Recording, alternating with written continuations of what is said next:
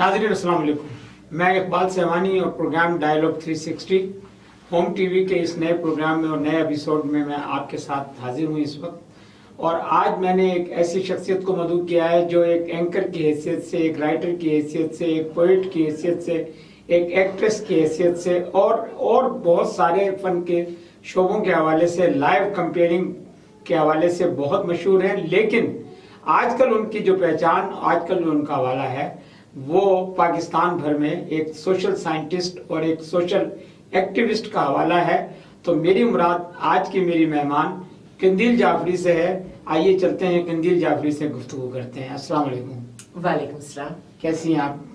जैसी नजर आ रही हूँ। अच्छा, आपने ये इतने सारे मार के सर कर लिए, टेलीविजन से लेके रेडियो से लेके लाइव कंपेयरिंग से लेके शायरी से लेके अदब और अफसाना निगारी और ड्रामा।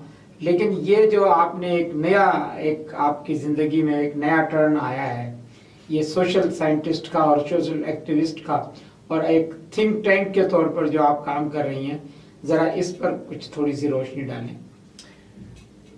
आपने जिन पहलुओं का पहले जिक्र किया उनमें मैंने काम जरूर किया है, लेकिन वो काम नहीं किया जो मैं करना चाहती थी। उसके लिए मुझे शायद वो मौके मुयस्सर ना आ सके, क्योंकि आप जानते हैं कि इस सोसाइटी में मेरिट और टैलेंट एग्जिस्ट नहीं करता।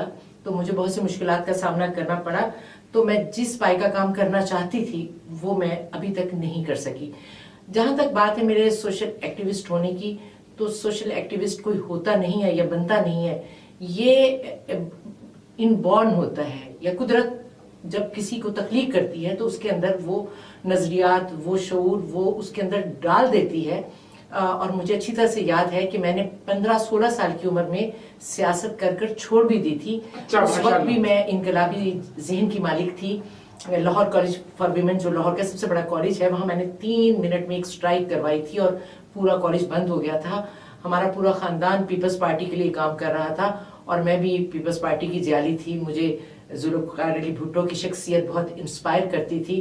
बल्कि जब हम पे लाठी चार्ज भी हुआ और उसकी खबर जो है वो बीबीसी में भी आई। एक 14-15 साल की लड़की के लिए ये सब कुछ करना इतना आसान नहीं है, लेकिन चूंकि मेरे अंदर था एक इनकलाबी इंसान जिसने ये करने पर मजबूर कर दिया।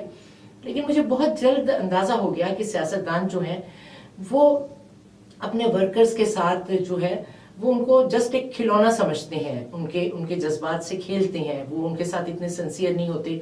और बहुत सी चीजें मैंने देखी। तो मैंने 16 साल की उम्र में सियासत करके छोड़ दी थी। अब दोबारा जो है पीटीआई की हुकूमत जब से आई है, बल्कि आने से पहले इमरान खान को जब मैंने देखा तो मुझे महसूस हुआ कि बहुत अरसे के बाद कौम को कोई सच्चा लीडर मुयस्सर आया है।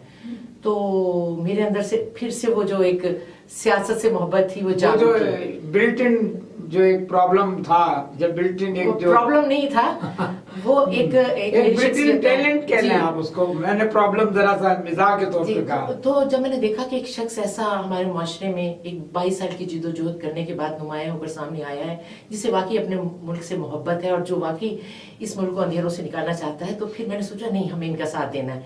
तो मैंने उनकी जो इलेक्शन कैंपेन है वो मीडिया पर चलाई और मैंने इतनी शायरी इमरान खान के लिए की है कि अगर मैं चाहूँ तो एक किताब ही कंपाइल हो सकती है। अच्छा, लेकिन इस किताब के कंपाइल होने के बाद क्या आपको तवक्को है कि मेरिट पर कोई फैसला हो जाएगा आपकी किताब की पजीराई का? देखिए, बात यह है कि मैं तो हमेशा से एक सेल्फलेस पर्सन रही हूँ। मैंने जिंदगी में कभी कोई काम किसी सिले या किसी लालच के लिए नहीं किया। मैं जो लोग मेरे दोस्त हैं या जिनसे मैं मिलती हूँ उनसे भी मैं वफादार से बालातर होकर मिलती हूँ। पीटीआई के लिए काम करने में कोई मेरा जाती मफाद शामिल नहीं था कि कल को मैं पीटीआई से कोई मफाद हासिल करूंगी। इमरान खान को तो शायद पता भी ना हो कि मैं उसके लिए इतना कुछ कर रही हूँ। मैंने कभी उससे मिलने की ख्वाहिश का भी इजहार नहीं किया। लेकिन मुझे इतना यकीन है कि इमरान खान کے جذبوں، ان کے چہرے، ان کی آنکھیں، ان کے جیسچرز میں تمام قوم یہ دیکھ چکی ہے کہ یہ شخص واقعی دل سے کچھ کرنا چاہتا ہے، تو میں سمجھتی ہوں کہ ہمیں اس کا ساتھ دینا چاہیے بے لوس ہو کر، بغیر کسی مطلب، بغیر کسی لالچ کے. لیکن صرف قوم ان کا ساتھ دے اور ان کے ساتھی ان کا ساتھ نہ دیں. دیکھیں جہاں تک ساتھیوں کی بات ہے، ہمیں بہت سی شکایات سننے کو ملتی ہیں اکثر کہ نہیں عمران خان تو بہت مخلص ہیں لیکن ساتھی اچھے نہیں ہیں. مجھے آپ بتائیں کہ اب یہاں ہم فرشتے کہاں سے لائیں؟ اس ملک میں جیسے لوگ ہیں انہی میں سے کچھ لوگ چن کر انہوں نے اپنی کابینہ میں شامل کرنے ہیں نا.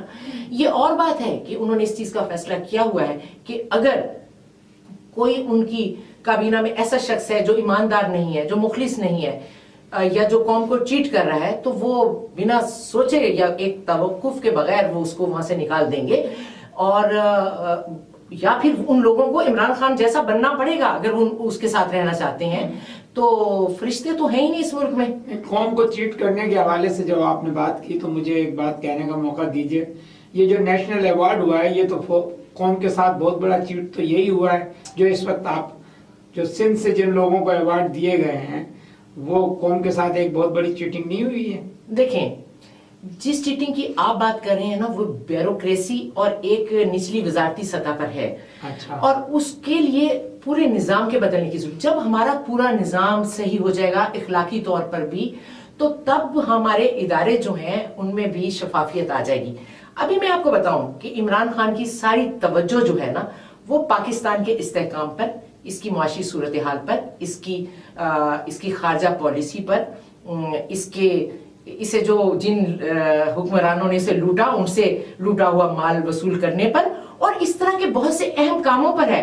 وہ یہ چھوٹے کاموں پر اپنی توجہ نہیں لگا سکتا کہ یہ دیکھو ایوارڈ یہ کس کو دینا ہے کس کو نہیں دینا. نہ یہ کوئی اتنی اہم بات ہے، اس کو تو نیچے کے لوگ طے کر لیتے ہیں، تو وہ لوگوں میں ایسے ہی دل کی تسکین کو ذرا خوش کرنے کے لیے دے دیے جاتے ہیں. ان کی کیا اہمیت ہے؟ ان کی کوئی اہمیت نہیں ہے، نہ کسی دور میں تھی اور نہ ہوگی. دیکھیں اصل ایوارڈ ہوتا ہے عوام کی پذیرائی. جو لوگ کیا عیدی کو آپ سمجھتے ہیں کہ عیدی کو کسی ایوارڈ کی ضرورت ہے؟ وہ ایوارڈ سے بالا تر ہے. بالکل. لوگ اپنے کاموں کی وجہ سے عیدی کے تو نام پر ایوارڈ اگر جاری کیا جائے تو وہ ایک بڑا اس کا کریڈٹ ہے. اس سے بڑی بات کیا ہو سکتی ہے کہ آپ کی اپنی شخصیت اتنی مضبوط ہونی چاہیے کہ تاریخ کا حصہ بن جائے آپ کی شخصیت، تاریخ آپ کو کبھی بھلا نہ سکے. یہ جن لوگوں کو ایوارڈ دیا گیا ہے کیا انہیں تاریخ یاد رکھے گی؟ یہ تو اڑتے ہوئے پتوں کی طرح بکھر جائیں گے چند لمحوں میں. تو اور پھر ایوارڈ یہ لیے بھی انہوں نے اپنی ذاتی خواہش سے لیے ہیں. یہ کون سا یہ ہے کہ خود انہوں نے بلا کر لوگوں نے ان کو ایوارڈ دیے ہیں؟ انہوں نے تو اس کے لیے تگ و دو کی، بھاگ دوڑ کی، اپنی سفارشیں لڑائیں، لوگوں کی خوشامدیں کی، بڑی محنتیں کر کے انہوں نے اپنے نام لگایا. اور یہ سب لوگ جانتے ہیں اس طرح عزت نہیں ملا کرتی. سو ان ایوارڈز کی کوئی ایسی اہمیت نہیں ہے.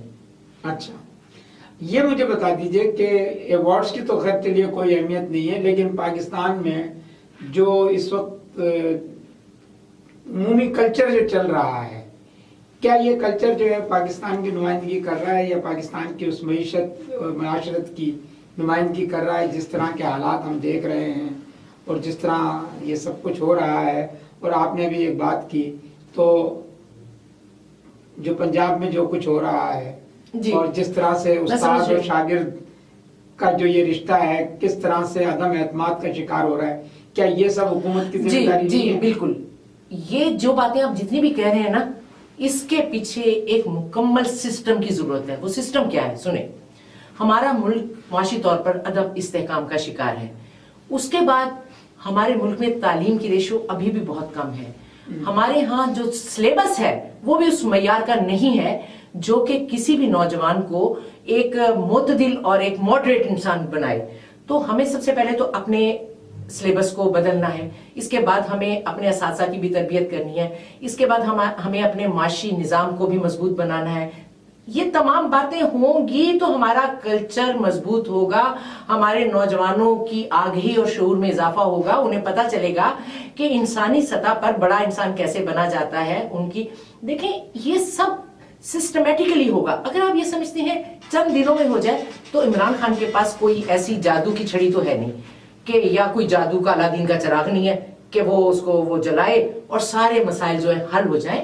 یہ آہستہ آہستہ ہوں گے. ابتدائی سطح پر ہمیں اپنے ملک کو استحکام دینا ہے. اب دیکھیں نا بھارت کے ساتھ جو سلسلے رہے، اللہ کا شکر ہے کہ ہماری حکومت جو ہے اس نے کس عزت کے ساتھ ہم اس میں سے باہر نکلے. اور اس کے بعد ابھی جو 23 مارچ کی تقریب ہوئی ہے तुर्की की इतनी बड़ी शख्सियत जो है वो मौजूद थी, और मतलब महातीर मोहम्मद भी थे, ये इतनी बड़ी कामयाबी है, ये कामयाबियां हैं जो हम समेट रहे हैं। हम दुनिया में अपने आप को बाइज्जत मकाम दिलाने में काफी हद तक कामयाब हो गए हैं, और इंशाल्लाह ताला जब हमारा मुल्क ये खारजा ये बैनुल अक़वामी सतह पर जब इसकी अच्छी रिप्यूट हो जाएगी, उसके बाद हमारे अंदरूनी मामलात जो है वो भी आहिस्ता आहिस्ता ठीक होते चले जाएंगे। लेकिन इसके लिए एक वक्त चाहिए। हमें ये नहीं करना चाहिए कि नहीं कुछ नहीं हो सकता। आप सिर्फ ये देखें कि पिछली हुकूमतों ने किस बेदर्दी से लूटा, आपके पिछले हुक्मरानों के खजाने किस तरह भरे हुए हैं, और आपके गरीब बच्चों को पानी भी पीने का साफ मुयसर नहीं है। दिल आप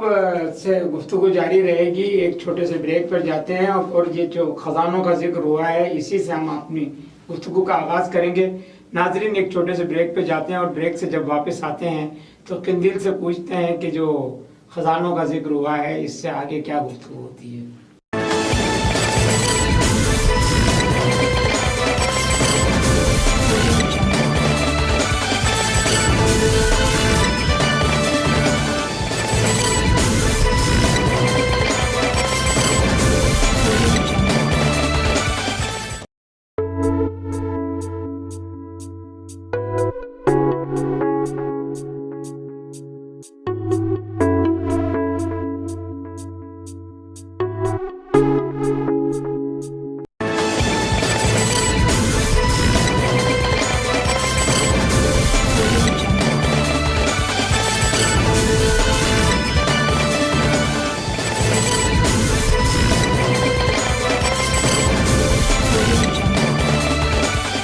वेलकम बैक नाजरीन, मैं इकबाल सहवानी और आप देख रहे हैं डायलॉग 360।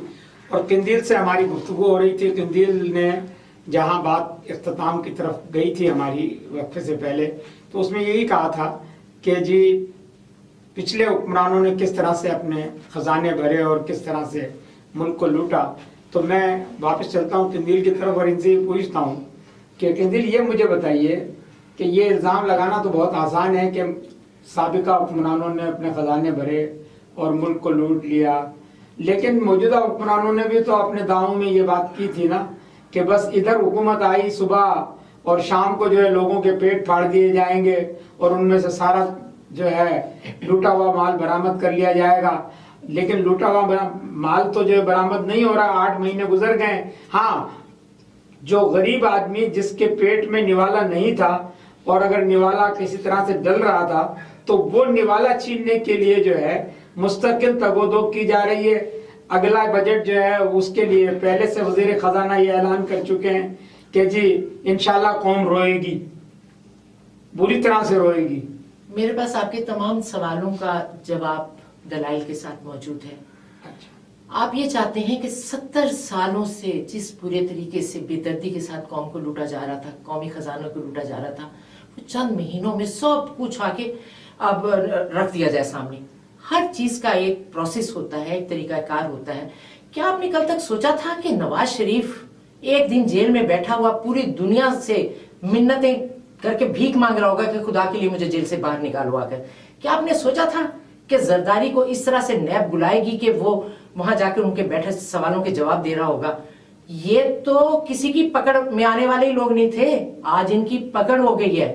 अलीम खान साहब के बारे में आपने सोचा था क्या कि उनको भी नैब बुलाएगी? देखिए, नैब जो है वो हर एक का एहतसाब कर रही है, चाहे वो हुकूमत में है या हुकूमत में नहीं है। और यही हुकूमत ने मिसाल बनाई है कि हमने अब नैब को बिल्कुल आजाद कर दिया है और उसके तमाम इख्तियारात हैं, उस पर हुकूमत के किसी जेर असर नहीं है।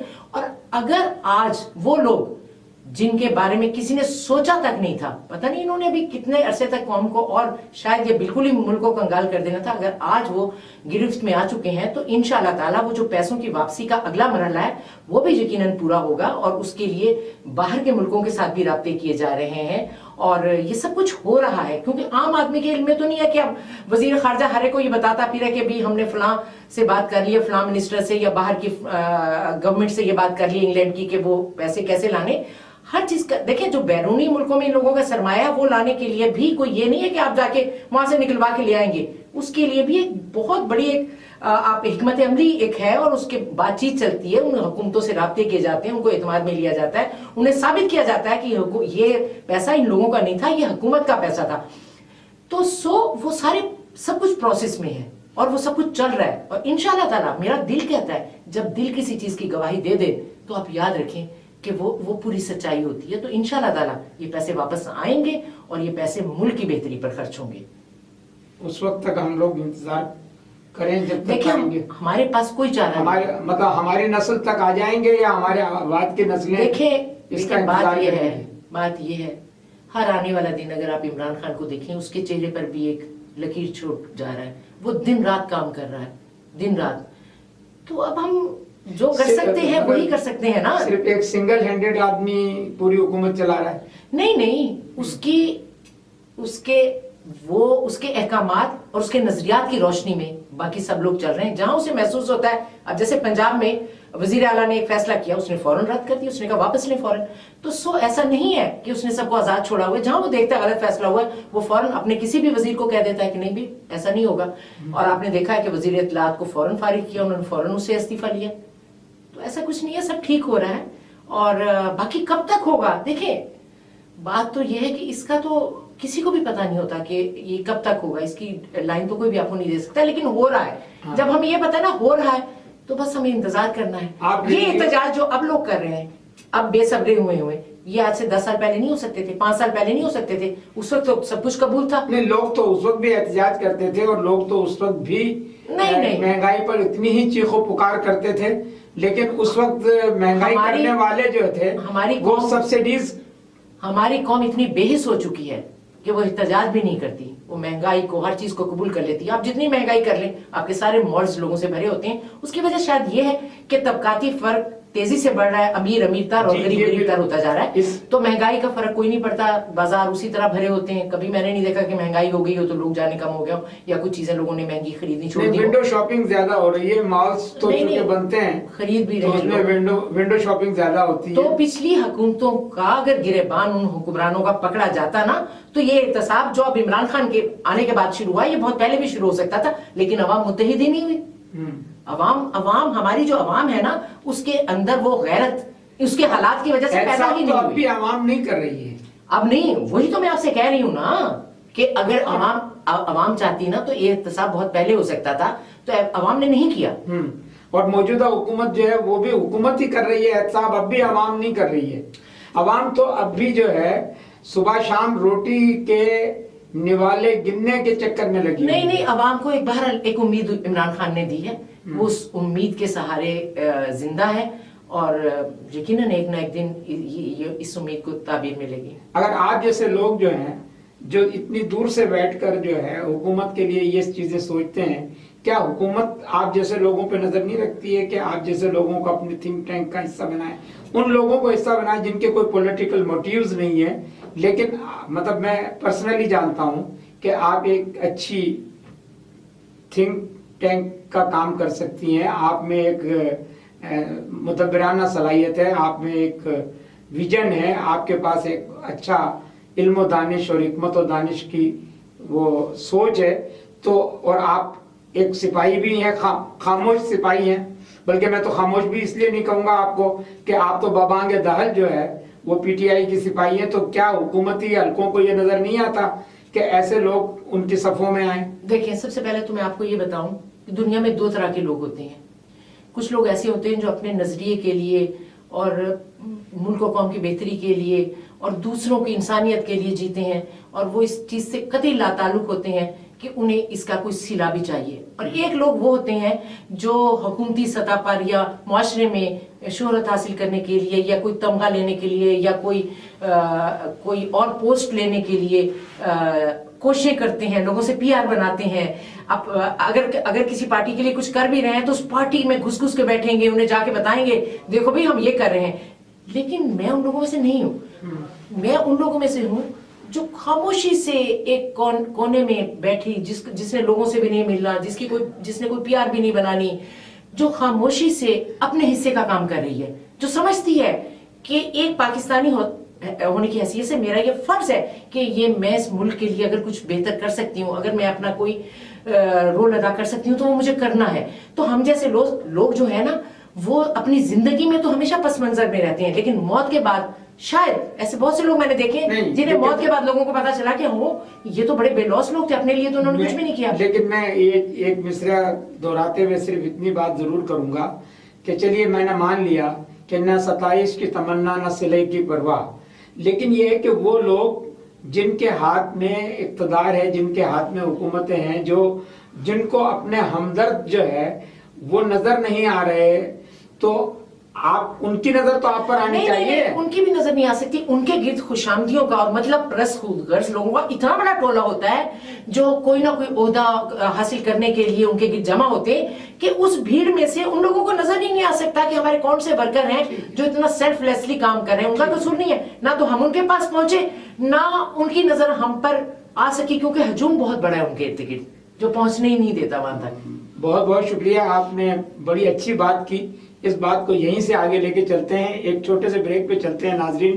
اور قندیل نے بڑی دلچسپ بات کی کہ لوگوں کی جو حکمران ہوتے ہیں ان کے گرد ایک خوشامدیوں کا اتنا بڑا ٹولہ ہوتا ہے، ایک اتنی بڑی بھیڑ ہوتی ہے کہ مخلص لوگوں تک ان کی نظر نہیں جاتی. تو بریک سے جب واپس آتے ہیں تو پھر اس پر گفتگو کرتے ہیں.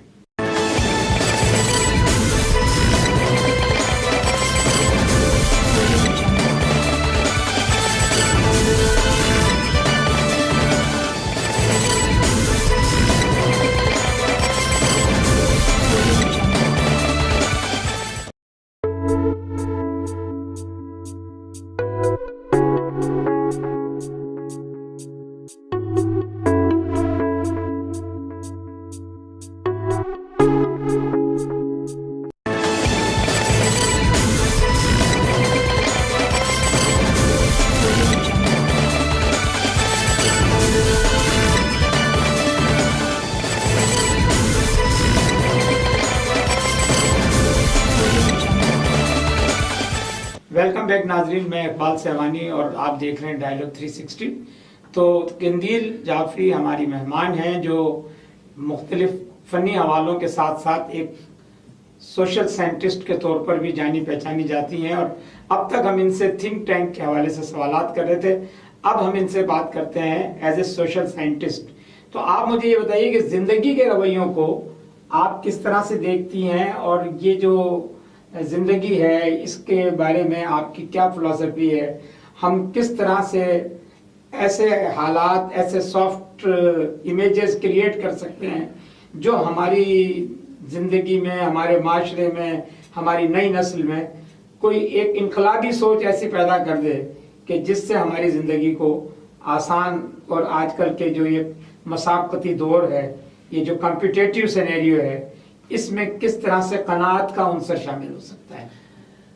دیکھیں، آپ نے یہ جو بات کی ہے نا، اس کے پیچھے بہت بڑی فلسفی ہے. کوئی انسان ایک دن میں اچھا یا برا نہیں بنتا. پہلے تو میں آپ کو یہ بتا دوں، انسان کی تربیت، اس کے جینیٹکس، اس کا ماحول اس کی شخصیت کو بنانے میں اہم کردار ادا کرتا ہے. ہمارا معاشرہ جو ہے، خاص طور پہ میں پوری دنیا کی بات نہیں کر رہی، میں صرف اپنے معاشرے کی بات کر رہی ہوں. ہمارا معاشرہ ایک طویل عرصے سے ایک عدم استحکام کا شکار ہے، سیاسی طور پہ بھی، معاشی طور پہ بھی، سماجی طور پر بھی، اور معاشرتی طور پر بھی. جو قومیں معاشی طور پر کمزور ہو جاتی ہیں وہ ان کے نظریات بھی دھیمے دھیمے کمزور ہوتے ہوتے مر جاتے ہیں. کہتے ہیں نا کہ جب پیٹ بھوکا ہو تو کوئی مذہب، کوئی ایمان، کوئی نظریہ اس وقت آپ کو نہیں نظر آ رہا ہوتا، اس وقت آپ کو صرف روٹی نظر آ رہی ہوتی ہے.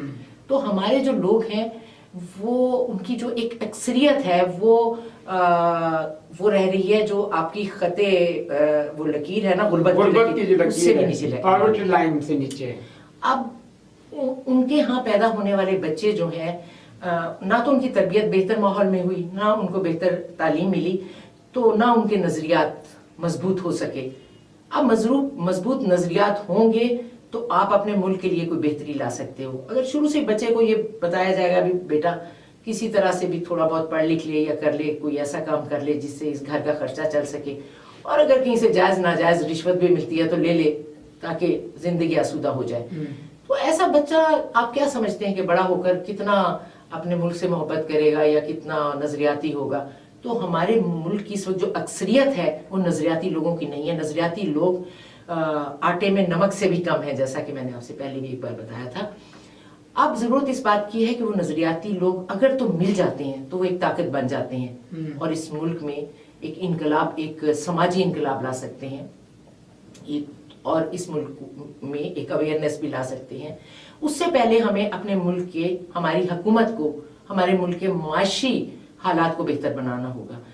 بے روزگاری ختم کرنی ہوگی، تعلیم کا نظام بہتر کرنا ہوگا، صحت کا نظام بہتر کرنا ہوگا. جب یہ بنیادی سہولتیں عوام کو میسر ہو جائیں گی اور لوگوں کو انسیکیورٹی نہیں ہوگی کہ اب ہمیں کوئی مسئلہ نہیں ہے، ہمارے پاس گھر بھی ہے اور کھانے کو بھی ہے، تو پھر لوگ اپنے وطن کے لیے بھی سوچیں گے، ملک کے لیے بھی سوچیں گے اور وہ ایک نظریے کے بارے میں بھی سوچیں گے کہ واقعی ہمیں اس نظریے پہ کھڑا ہونا ہے. تو لوگوں میں جو ایک عدم تحفظ کا احساس ہے، میں نے دیکھا ہے وہ بہت تیزی سے بڑھ رہا ہے. اب ہم جیسے لوگ کتنے ہیں؟ اب میرا جو باپ ہے وہ ایک اس معاشرے کا ایک آئیڈیل انسان ہے، ایک آئیڈیل ٹیچر ہے. انہوں نے نہ صرف ہماری تربیت کی ہے بلکہ ہزاروں لوگوں کی تربیت کی. تو انہوں نے ہمیں ایک آئیڈیل معاشرے کے لیے تیار کیا، ہمارے اندر وہ قدریں پیدا کی. تو آج ہم جو کچھ ہے اس میں ہمارا کمال نہیں ہے، اس تربیت کا کمال ہے جنہوں نے آج ہمیں بتایا کہ دیکھو سچ کے لیے کھڑے ہونا ہے، ناانصافی کے خلاف آواز اٹھانی ہے، رشوت نہیں لینی ہے، کبھی کسی غلط بات پر نہیں جھکنا ہے، کسی کو دھوکہ نہیں دینا ہے، کسی کے ساتھ زیادتی نہیں کرنی ہے اور کسی غلط انسان کے ساتھ ملنا نہیں ہے، اور اگر کوئی برائی کر رہا ہے اسے ٹوکنا ہے، اس کے خلاف آواز. کتنے لوگ ہیں جو یہاں کر سکتے ہیں؟ یہ ہماری تربیت کا حصہ تھا. ہمارے جیسے کتنے لوگ ہیں جن کو ان کے والدین نے ایسی تربیت دی؟ یقیناً بہت کم لوگ ہیں. اب جب تک ہر گھر میں ایسی بچوں کو تربیت نہیں دی جائے گی تب تک ہماری قوم جو ہے اس میں اس طرح کے افراد نہیں پیدا ہو سکتے جو ایک نظریے پر کھڑے ہو سکیں اور جو نظریاتی ہوں اور جو بڑے کام کر سکیں، انسانیت، اپنی ذات سے نکل کر انسانیت کے لیے کچھ کر سکیں. تو یہ ہمیں بنیادی ضرورتیں پہلے تو ہمارے عوام کی پوری ہونی چاہیے، ان کی انسیکیورٹی ختم ہونی چاہیے، پھر ان کے اندر جو ان کی سوچ ہے اس کو آگے جانے کا موقع دیا جائے. پھر یہ ہوگا. ابھی اس میں بہت عرصہ لگے گا، لیکن میں بہت دکھ میں رہتی ہوں. آپ یقین کریں کہ میں تو بلکہ بہت کم خوش ہوتی ہوں. میں ہر وقت یہ سوچتی رہتی ہوں کہ میرا معاشرہ ابھی بھی بہت دور ہے، اس خوشحالی سے دور ہے. میرے معاشرے کے لوگ جو ہیں وہ بہادر نہیں ہیں، وہ نظریاتی نہیں ہے، وہ آواز نہیں اٹھا سکتے. ان کے اوپر ظلم ہو رہا ہو، ناانصافی ہو رہی ہو، وہ خاموشی سے برداشت کرتے رہتے ہیں، وہ احتجاج بھی نہیں کرتے. تو یہ سب کچھ دیکھ کر جو ہے نا میرا دل ہمیشہ جلتا رہتا ہے. میں آنسو بھی بہاتی ہوں، میں ڈپریشن میں بھی چلی جاتی ہوں اور میں بہت سوچتی ہوں جو آگے ہی ہے اس نے مجھے بہت دکھ دیے ہیں. اور میرا دل چاہتا ہے کاش میرا ملک بھی ان ترقی یافتہ ملکوں کی طرح ہوتا. میں بڑے رشک سے ان ملکوں کو دیکھتی ہوں، ان لوگوں کو دیکھتی ہوں. کاش میرے ملک کے لوگ بھی ایسے ہوں، ان میں کوئی ایکسٹریمزم نہ ہو. جو بھی آپ نے کچھ دیر پہلے کہا تھا کہ ایک طالب علم نے اپنے ٹیچر کو قتل کر دیا، اس میں طالب علم کا قصور نہیں ہے. اس کی جس طرح برین واشنگ کی گئی اس نے وہی کچھ کیا. بچہ تو ایک کورے کاغذ کی طرح ہوتا ہے، اس کو جس طرح آپ جس میں ڈھال لیں وہ ایسے ڈھل جائے گا. تو ہمارے ہاں تو تعلیم ہی نہیں بچوں کو صحیح طرح دی جاتی، جو اس تعلیم کی کمی کی وجہ سے خاص قسم کا طبقہ جو ہے وہ آگے آ گیا اور اس نے بچوں کی برین واشنگ کرنی شروع کر دی اور وہ انتہا پسندی کی طرف چلے گئے اور انہوں نے لوگوں کو قتل کرنا شروع کر دیا. تو ہمیں ایک ایسا نظام لانا ہوگا جو ایک انسان، سب سے پہلے آپ کو ایک اچھا انسان بنائے، ایک اچھا انسان بنائے، پھر ایک اچھا مسلمان بنائے. سب سے پہلے ایک اچھا انسان بننا ضروری ہے. ہم تو خواب ہی دیکھ سکتے ہیں نا، اللہ کرے کہ جو خواب ہم نے دیکھے ہیں اب تو ان کی خوابوں کی ہمیں تعبیر بھی مل جائے. تو شاید ہمارے ملک کا، میں تو ابھی سے خواب دیکھتی ہوں کہ ہمارا ملک دنیا کے بہت اچھے ملکوں میں اس کا شمار ہوگا اور یہاں کے جو لوگ ہیں ان کی لوگ تعریف کیا کریں گے کہ ہمارے ہاں سے بھی بڑے اچھے اچھے سائنسدان بنے. ہمارے ہاں بھی ایک سائنسدان نے یہ دوائی ایجاد کی ہے، ہمارے ہاں بھی یہاں کے شاعروں نے بہت بڑا ادب تخلیق کیا ہے. میں تو ایسی باتیں سننا چاہتی ہوں کہ جب میں باہر جاؤں تو میں فخر سے کہہ سکوں کہ میں ایک پاکستانی ہوں. ناظرین، قندیل کی گفتگو آپ نے سنی اور قندیل سے اب ہم ایک ایسے پہلو پر گفتگو کرتے ہیں کہ جو بہت کم لوگوں تک ابھی رسائی ہوئی ہے. کچھ لوگوں دوستوں کی محفل تک تو ہوتی ہے. تو جانے سے پہلے ہم چاہیں گے کہ قندیل آپ آج کل جو ہے تھوڑا سا، یعنی میوزک ایک تھراپی ہے اور جیسے انسانیت کی مختلف انداز سے خدمت ہو رہی ہے. تو میوزک بھی آپ کو بہت سارے ڈپریشن سے نکالتی ہے, بہت ساری آپ کی جو اندر کی بے قراری انزائٹی ہوتی ہے اس سے آپ کو نکالتی ہے. اور سنا ہے کہ آپ آج کل جو ہے وہ میوزک کو ایز اے تھراپی یوز کرنے کے لیے جو ہے باقاعدہ سیکھ رہی ہیں. تو نہیں میں سیکھ ایز اے سوشل سائنٹسٹ تو آپ کا ایک امیج ہے ہی, لیکن یہ ہے کہ آپ ہماری اس شو میں آئیں اور آپ سے فن کے حوالے سے بالکل ہی کوئی گفتگو نہ ہو, تو فن کا یہ جو بالکل ہی ڈفرینٹ پہلو آپ کا ہے, اس پر آپ سے ہم ذرا سا کچھ پوچھنا چاہیں گے اور کچھ لائیو آپ سے کچھ سننا بھی چاہیں گے. بات یہ ہے کہ میوزک بہت بڑی تھراپی ہے, میڈیٹیشن ہے, اور میں اپنے آپ کو ریلیکس کرنے کے لیے میوزک کی پریکٹس کرتی ہوں. نہ تو میں سیکھ رہی ہوں اور نہ میرے پاس اتنا وقت ہے, اور نہ میں اپنے سماج میں باہر آ کر ایک گلوکارہ کی حیثیت سے آنا چاہتی ہوں. ایسی بھی کوئی خواہش نہیں ہے, کیونکہ ہمارے یہاں خاص طور پر ہمارے مذہب کو لے کر لوگوں نے اور ہمارے ملک میں میوزک کو کبھی بھی اس پاکیزگی کی نظر سے نہیں دیکھا گیا جس پاکیزگی کی نظر سے اسے دیکھا جانا چاہیے. تو آج بھی اس کو اتنا اچھا نہیں سمجھا جاتا کہ یہ کہا جائے کہ یہ بڑا پاکیزہ ہے تو اچھے گھرانوں کی لڑکیوں کو بھی آ کر سنانا چاہیے. تو میرا جو امیج اس معاشرے میں اس میں شاید لوگ اس کو نہ اچھا سمجھیں کہ جی اچھا اس نے گانا بھی شروع کر دیا. ایسا نہیں ہے, میں صرف اپنی ذات کے لیے, چونکہ میں سمجھتی ہوں کہ میوزک میں ایک بہت بڑی طاقت ہے, میوزک آپ کو خدا تک بھی لے جاتا ہے, اور وہ میں انسان بنا دیتا ہے, جی سر رحمان ملا دیتا ہے. تو میری غزل ہے, اپنی غزل کے میں ایک دو اشعار آپ کو بنا کر کوشش کرتی ہوں. مطلب بس 2 شعر ہمیں سنا دیجیے, پھر ہمارا وقت بھی ہے. آنکھ نم ہو تو کس بہانے سے, آنکھ نم ہو تو کس بہانے سے, بات بنتی نہیں بنانے سے, آنکھ نم ہو تو کس بہانے سے, کوئی اپنا نظر نہیں آتا, کوئی اپنا نظر نہیں آتا, کیا وفا اٹھ گئی زمانے سے, کیا وفا اٹھ گئی زمانے سے, آنکھ نم ہو تو کس بہانے سے, ساری دنیا اداس لگتی ہے, ساری دنیا اداس لگتی ہے, ایک صنم تیرے روٹھ جانے سے. بہت شکریہ تنزیل, آپ نے بہت اچھا ہمارے ساتھ آپ کا وقت گزرا, اور انشاءاللہ آئندہ بھی آپ سے کوئی ایک نشست رہے گی. اور ناظرین, جیسا کہ آپ نے دیکھا تنزیل کو آج ہم نے ایک نئے روپ میں دیکھا. یہ نہ کمپیئر تھیں, نہ یہ ایکٹریس تھیں, نہ یہ ریڈیو ٹی وی کی صداکار تھیں, بلکہ یہ ایک تھنک ٹینک اور سوشل ایکٹیوسٹ اور ایک سوشل سائنٹسٹ کے طور پر آج ان کی شخصیت کا ایک نیا پہلو سامنے آیا. اور اس حوالے سے جو ان کی سب سے اہم ترین بات تھی وہ یہ تھی کہ ہمیں آنے والی نسلوں کے لیے کوئی ایسا کام کرنا چاہیے. یہ پاکستان کو ایک روشن پاکستان, ایک مضبوط پاکستان, ایک خوشحال پاکستان دیکھنا چاہتی ہیں, اور اسی کے لیے ایک خاموش سپاہی کی حیثیت سے کام کر رہی ہیں. آپ کا بہت شکریہ.